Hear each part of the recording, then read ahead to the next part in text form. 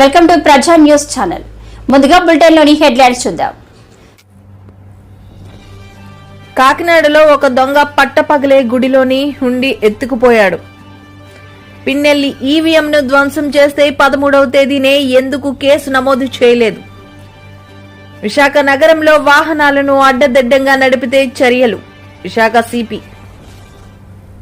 IPL 2024 ఫైనల్లోనూ Hyderabad ను చిత్తు చేసిన కోల్కతా నైట్ రైడర్స్. చెత్త పన్ను పేరుతో కోట్లాది రూపాయలు వసూళ్లు. సోమిరెడ్డి ఓటర్లకు డబ్బులు పంచితే దాన్ని మానవతా దృక్పథం అనడం హాస్యాస్పదం. సీఎం జగన్ అండతోనే సీఎస్ జవహర్ రెడ్డి భూ కుంభకోణానికి పాల్పడ్డారు. పెన్షన్లు 1వ తారీఖు ఇంటి వద్దనే పంపిణీ చేయాలి టీడీపీ నేత. పెన్షన్లు 1వ తారీఖు ఇంటి వద్దనే పంపిణీ చేయాలి అని మాజీ మంత్రి దేవినేని ఉమా మహేశ్వరరావు అన్నారు. ఆయన మీడియాతో మాట్లాడుతూ ఈసారి కూడా పెన్షన్లు 1వ తేదీన ఇంటి వద్దనే పంపిణీ చేయాలని మరోసారి టీడీపీ నేతలు అన్నారు. సర్ఫ్ సీఈఓ మురళీధర్ రెడ్డి ఎవరైతే ఈ అధికార యంత్రాంగం ఉన్నారో వాళ్ళందరూ కూడా కలిసి ఏదైతే ఏప్రిల్ నెలలో సచివాలయాల దగ్గరికి రప్పించారు. ఎంతోమంది పదుల సంఖ్యలో ఆ రోజు వివిధ పత్రికల్లో మీడియాలో వార్తలు వచ్చాయి. ఎండ వేడికి ఆ రోజున 45 డిగ్రీల సెంటీగ్రేడ్కి వేడిమికి వృద్ధులు నానా బాధలు పడి ఇబ్బందులు పడి మరి సాక్షి ఛానల్లో వాళ్ళ ఛానల్లో అయితే 60 మంది చనిపోయినట్టుగా గత 2 నెలల్లో వార్తలు పుంకానుపుంకాలుగా వేశారు. వీటన్నిటికీ కూడా కారణం మీ జగన్నాటకం, మీ దుర్మార్గం, మీ పైచాచికత్వం. రాజకీయ క్రీడలో అధికార యంత్రాంగాన్ని అధికార పార్టీకి లబ్ధి చేయాలని అమాయకులైన పింఛన్దారుల్ని నానా బాధలు పెట్టారు. మహిళలను కానీ వృద్ధులను కానీ అవ్వలను కానీ తాతలను కానీ. ఏప్రిల్ నెలలోనేమో సచివాలయాల చుట్టూ రప్పించారు. మే నెలలోనేమో బ్యాంకుల చుట్టూ తిప్పారు. నేను అడుగుతున్నా చీఫ్ సెక్రటరీ జవహర్ రెడ్డిని, సర్ఫ్ సీఈఓ మురళీధర్ రెడ్డిని, ఇంతవరకు ప్రభుత్వ పరంగా ఒక్క స్టేట్మెంట్ బయటకు వచ్చిందా? ఇళ్ళ దగ్గరికి వెళ్ళి ఎంతమందికి ఇచ్చారు? బ్యాంకుల్లో ఏ బ్యాంకుల్లో ఎంతెంత డబ్బు వేశారు? ఇప్పుడు దాకా ఎంత విత్డ్రా చేశారు? ఎంతమంది తీసుకున్నారు? ఎన్ని ఇబ్బందులు పడ్డారు? ఆధార్ దెమ్మనొకడో, పాన్ దెమ్మనొకడో, ఈ బ్యాంక్ అదనొకడో, ఆ బ్యాంక్ అని సచివాలయ సిబ్బంది ఏ బ్యాంకులో ఉందని ఇళ్ళకెళ్ళి చెప్పిరమ్మన్నారు. అదే సిబ్బందితో ఆ డబ్బులు వెళ్ళి ఇంటి దగ్గర ఇవ్వడానికి ఏమి నొప్పని నేను అడుగుతా ఉన్నా చీఫ్ సెక్రటరీ జవహర్ రెడ్డిని. అయిపోయింది కదా, ఎన్నికలు అయిపోయాయి. ఇంకా మీ కుట్రలు ఆపండి, మీ కుతంత్రాలు ఆపండి, మీ దుర్మార్గాలు ఆపండి. జరిగిన అన్యాయాన్ని ఒకసారి చూడండి, జరిగిన నష్టాన్ని చూడండి. వాళ్ళు పడ్డ బాధలో మానవత్వం ఉంటే ఇమీడియట్గా స్పందించండి. ఈ నెలలో బ్యాంకుల్లో వేసిన డబ్బులు ఏ బ్యాంకుల్లో ఎక్కడెక్కడ ఎంత డబ్బు పడింది జిల్లాల వారీగా రాష్ట్రం మొత్తం ఎందుకు ప్రభుత్వం ఈ వాస్తవాలన్నీ బయటపెట్ట. కాకినాడలో ఒక దొంగ పట్టపగలే గుడిలోని హుండీ ఎత్తుకుపోయాడు. దీనికి సంబంధించిన వీడియో సోషల్ మీడియాలో వైరల్ అవుతుంది. సంజయ్ నగర్ ప్రాంతంలో మెయిన్ రోడ్డు ప్రక్కనే అమ్మవారి గుడిలో ఈ ఘటన జరిగింది.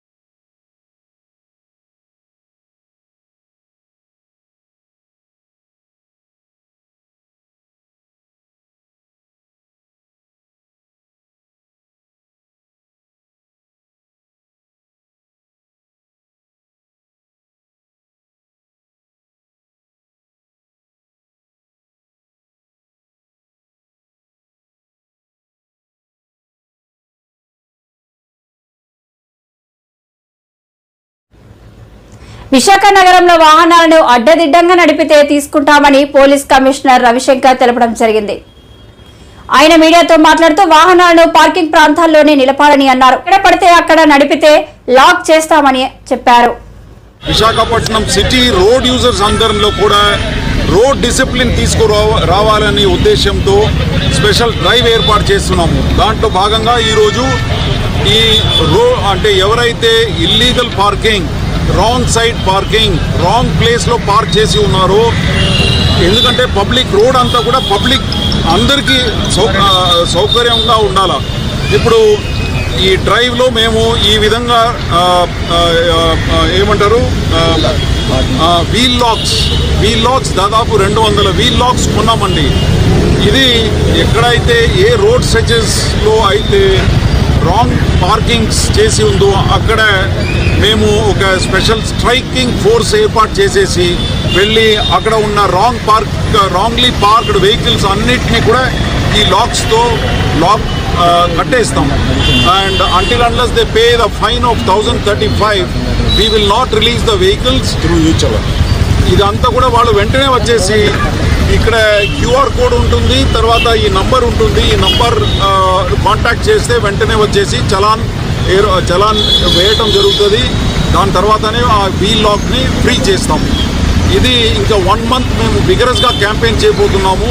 ఇది మాత్రమే కాదు, దీంతో పాటు మేము అదర్ వయలేషన్స్ ఏదైతే ఉందో దాని మీద కూడా దృష్టి పెట్టి మా ట్రాఫిక్ సిబ్బందులందరూ కూడా గట్టిగా దీని మీద ట్రాఫిక్ డిసిప్లిన్ తీసుకురావడానికి for all the road users we want to bring traffic discipline అండి. రోడ్ యూజర్స్ అందరూ కూడా చాలా డిసిప్లిన్గా ఉండాలి రోడ్ మీద.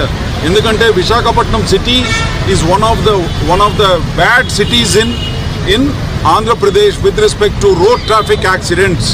We are losing at least 1 or 2 lives every day on the roads of Visakhapatnam city.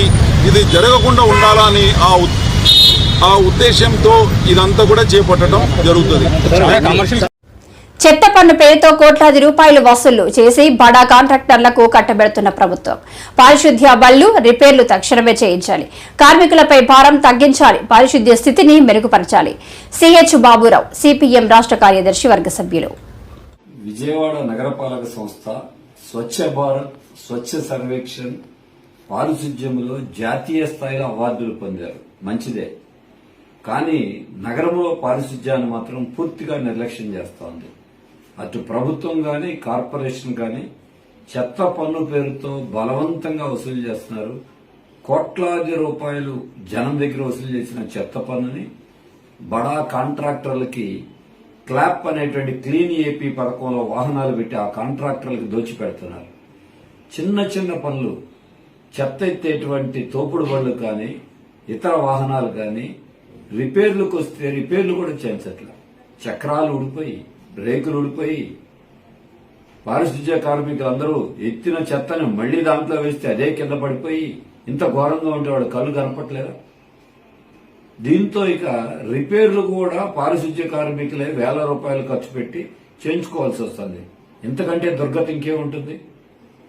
రెక్కాడితేగాడి డొక్కాడని పేద కార్మికుల మీద ఈ భారం వేయటం చాలా దుర్మార్గం. మరి అధికారుల దృష్టికి ఎన్నిసార్లు తీసుకొచ్చినా, లేదు కార్పొరేషన్లో ఉన్న ప్రజాప్రతినిధులు వాళ్ళ దృష్టికి ఎన్నిసార్లు వచ్చినా వాళ్ళు పట్టించుకోవట్లా. మరి పారిశుధ్యం మీద వాళ్ళ శ్రద్ధ ఏంటి? డబ్బు వసూలు చేసుకోవటమేనా? దీన్ని సిపిఎం పార్టీగా మేము అనేక వార్డుల్లో పర్యటిస్తా ఉంటే ఎన్నికల తర్వాత కళ్ళకి కనపడతా ఉన్నాయి, కానీ అధికారులకి ప్రజాప్రతినిధులు మాత్రం కనపట్ల.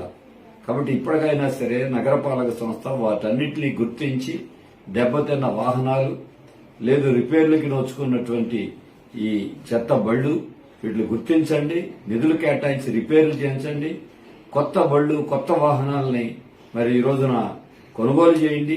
పాత వాహనాలు మూడబలపడిన వాటిని ప్రజాదరణ దుర్వినియోగం చేయకుండా చర్యలు తీసుకుని పారిశుధ్య పరిస్థితి మెరుగుదల చేయాలని, కార్మికుల మీద భారం లేకుండా పారిశుధ్యం మెరుగవటానికి ఈ పనులైనా కనీసమైన పనులైనా చేపట్టాలని సిపిఎం తరఫున మేము డిమాండ్ చేస్తాం.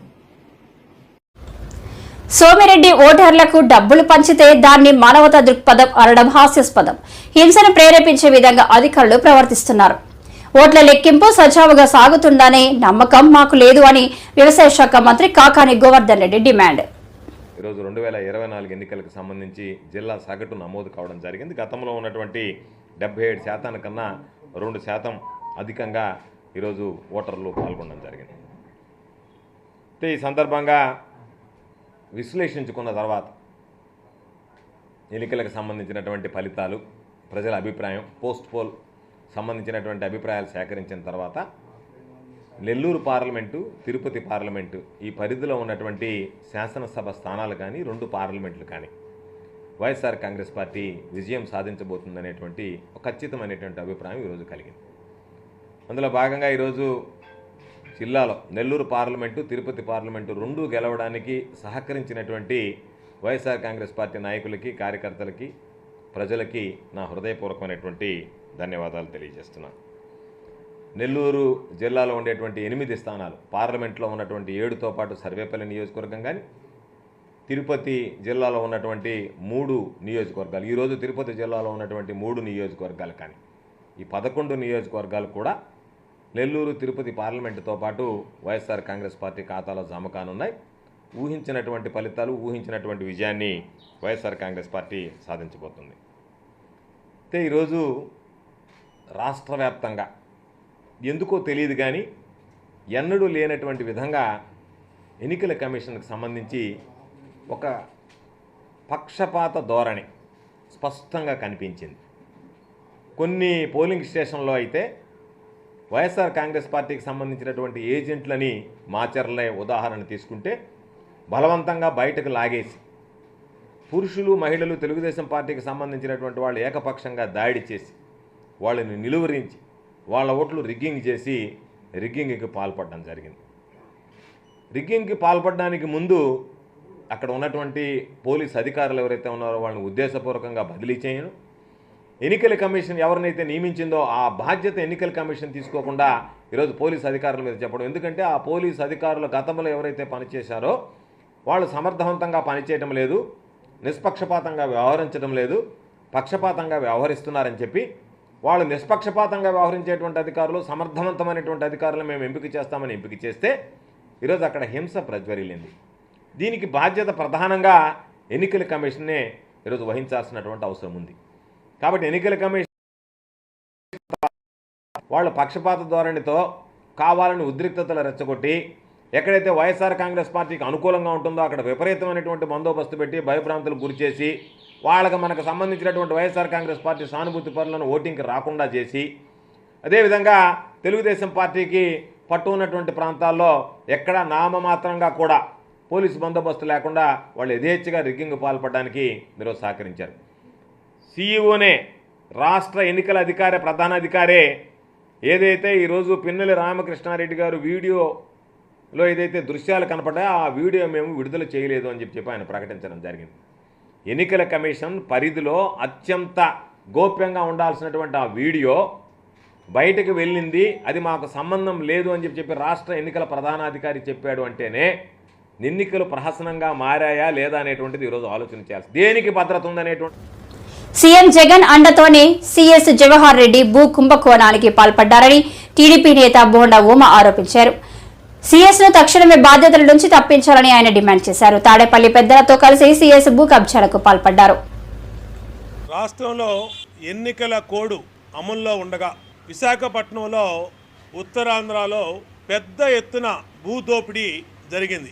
దానికి తాడేపల్లి అలాగే చీఫ్ సెక్రటరీగా ఉన్నటువంటి జవహర్ రెడ్డి వీళ్ళ ప్రమేయం ఉందని స్పష్టంగా ఆధారాలతో సహా వార్తలు వస్తూ ఉన్నా సిఎస్ జవహర్ రెడ్డి ఆయన ఒక రాజకీయ నాయకుడిలా మాట్లాడుతూ ఉన్నాడు. ఒక చీఫ్ సెక్రటరీగా ఉన్న వ్యక్తి మీద తీవ్ర ఆరోపణలు, వేల కోట్ల రూపాయల భూములు, ఆయన కుమారుడు, తాడేపల్లిలోని కొంతమంది వైసీపీ పెద్దలు కలిపి ఈ భూదోపిడీ చేస్తే వచ్చిన ఆరోపణల మీద ఎంక్వైరీ చేయించుకోవాల్సినటువంటి చీఫ్ సెక్రటరీ జవహర్ రెడ్డి ఆయన ఆరోపణలు చేసిన వ్యక్తుల మీద బ్లాక్మెయిల్ చేసే విధంగా మాట్లాడుతూ ఉన్నాడు, సవాలు చేస్తూ ఉన్నాడు, బెదిరిస్తూ ఉన్నాడు నిజాలు వెలికి తీస్తున్నటువంటి వ్యక్తుల్ని. నేను అడుగుతా ఉన్నా జవహర్ రెడ్డి గారిని, మీరు మీ మీద వచ్చినటువంటి 596 జీవో ఏ విధంగా జీవోను అడ్డుపెట్టి ఫామ్ డి పట్టాల్ని కొట్టేస్తా ఉన్నారో వివరంగా మీడియాలో వార్తలు వచ్చినప్పుడు దాని మీద మీరు ఎందుకు విచారణ జరపలేదు? ఎలక్షన్ కమిషన్ కూడా జవహర్ రెడ్డి ప్రవర్తన కానీ ఎన్నికల సమయంలో ఆయన అధికార దుర్వినియోగం మీద కానీ అనేక సార్లు ఇప్పటికే కంప్లైంట్లు కూడా చేశాం తెలుగుదేశం పార్టీ నుంచి. కానీ ఈయన అధికార పార్టీకి ఒక తొత్తులాగా వ్యవహరిస్తూ ఈయన అధికార పార్టీ సీఎం పేషీ నుంచి సీఎం అండతో సీఎం బంధువుల అండతో పెద్ద ఎత్తున భోగాపురం మండలంలో భూములు కుంభకోణం చేశారు. దీని మీద ఈరోజు ఢిల్లీలో తెలుగుదేశం పార్టీ కేంద్ర ఎన్నికల సంఘానికి ఫిర్యాదు చేస్తున్నాము. ఆల్రెడీ స్టేట్ ఎలక్షన్ కమిషనర్ గారికి ఇప్పటికే పలు దఫాలుగా ఫిర్యాదు చేశాం, కానీ ఎటువంటి చర్యలు తీసుకోలేదు. దాదాపు 2000 కోట్ల రూపాయల భూముల్ని 596 జీవో నడ్డు పెట్టుకొని కుంభకోణం చేశారు. ఎన్నికల కోడ్ అమల్లోకి వచ్చినాక చీఫ్ సెక్రటరీ రహస్యంగా విశాఖ వెళ్ళవలసిన అవసరం ఏంటి? వీటన్నిటి మీద ఎంక్వైరీ జరగాలి.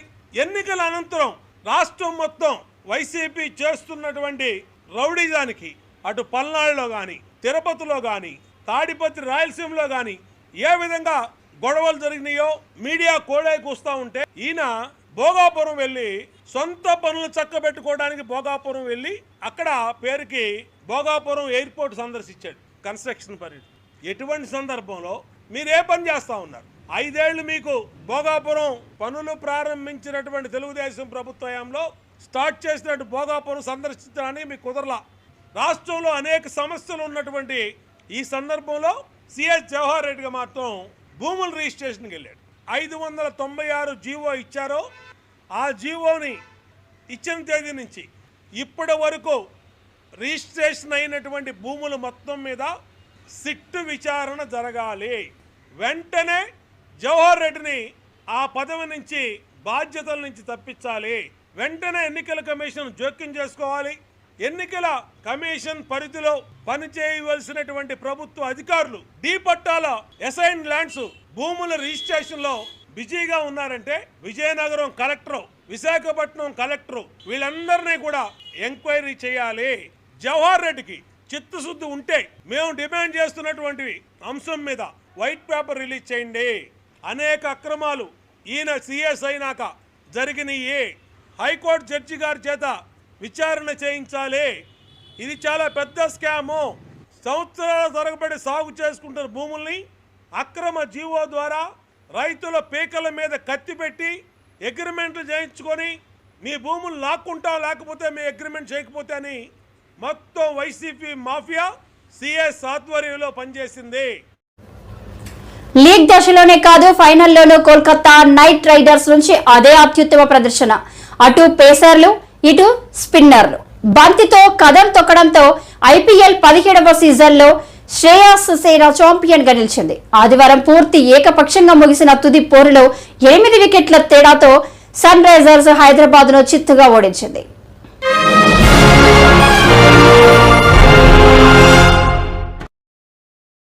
ఐపీఎల్ 2024లో భాగంగా చెన్నైలోని చిదంబరం స్టేడియం వేదికగా Kolkata Knight Riders Sunrisers Hyderabad జట్ల మధ్య జరిగిన ఫైనల్ మ్యాచ్ రసవత్రంగా నువ్వానేనా అన్నట్లు జరుగుతుంది అనుకుంటే పూర్తి ఏకపక్షంగా సాగింది. హైదరాబాద్ ఆటగాళ్లు బ్యాటింగ్ లో అట్టర్ ఫ్లాప్ పర్ఫార్మెన్స్ తో పాటు బౌలింగ్ లో బేకార్ పర్ఫార్మెన్స్ ఇవ్వడంతో కప్పు గెలుస్తుంది అనుకున్న కమ్మిన్స్ సేన ఘోరంగా ఓడిపోయింది. ఫైనల్స్ లో ఆరెంజ్ ఆర్మీ ఫైర్ అనేది ఎక్కడా చూపకుండా ఫ్లవర్ అవ్వడం ఆ జట్టు అభిమానులకు మింగుడు పడ్డం లేదు.